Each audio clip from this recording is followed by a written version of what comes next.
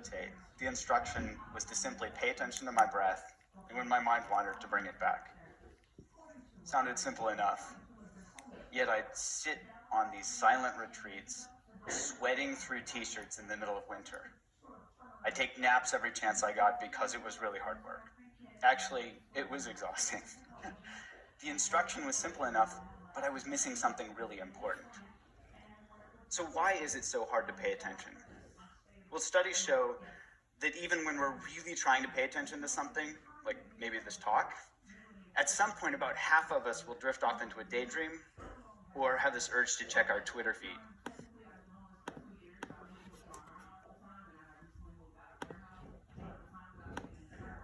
So what's going on here?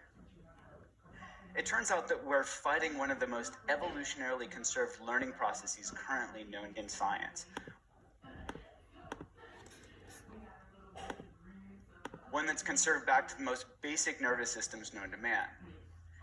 This reward-based learning process is called positive and negative reinforcement and basically goes like this.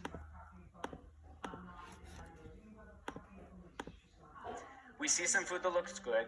Our brain says, calories, survival.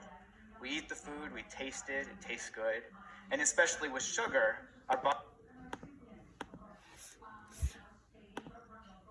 body sends a signal to our brain that says, remember what you're eating and where you found it. We lay down this context-dependent memory and learn to repeat the process next time. See food, eat food, feel good, repeat. Trigger, behavior, reward. Simple, right?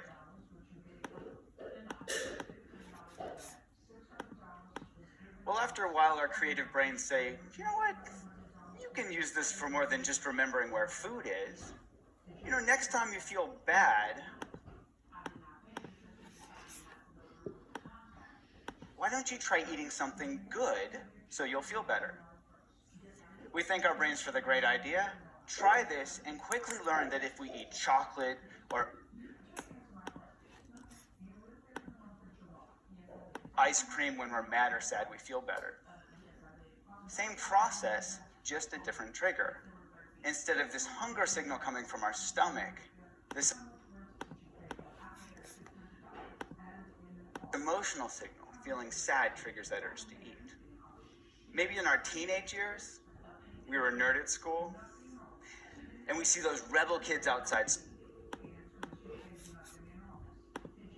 smoking, we think, hey, I want to be cool, so we start smoking. The Marlboro Man wasn't a dork, and that was no accident. See cool, smoke to be cool, feel good. Repeat, trigger, behavior, reward. And each time we do this, we learn to repeat the process, and it becomes a habit. So later, feeling stressed out triggers that urge to smoke a cigarette or to eat something sweet.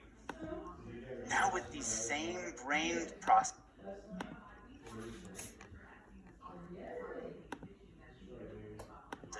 we've gone from learning to survive to literally killing ourselves with these habits. Obesity and smoking are among the leading preventable causes of morbidity and mortality in the world. So back to my breath. What if instead of fighting our brains or trying to force ourselves to pay attention, we instead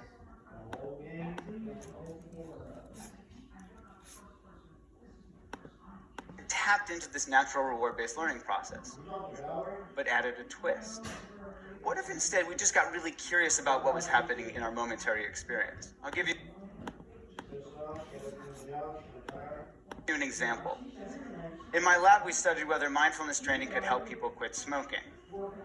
Now, just like trying to force myself to pay attention to my breath, they could try to force themselves to quit smoking. And the majority of them had tried this before and failed, on average 6 times. Now, with mindfulness training, we dropped a bit about forcing and instead focused on being curious. In fact, we even told them to smoke.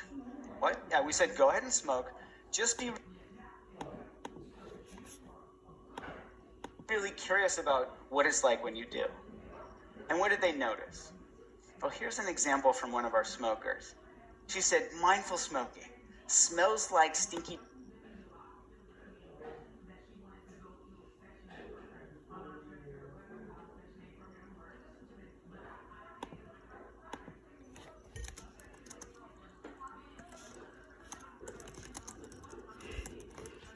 LOL. Cheese and taste like chemicals. Yuck. Now, she knew cognitively that smoking was bad for her. That's why she joined our program. What I'm not sure if I missed something. she discovered just by being curiously aware when she smoked was that smoking tastes like shit.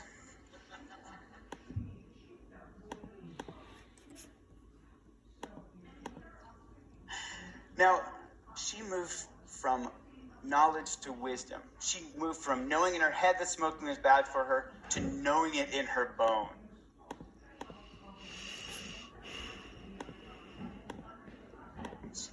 And the spell of smoking was broken. She started to become disenchanted with her behavior. Now, the prefrontal cortex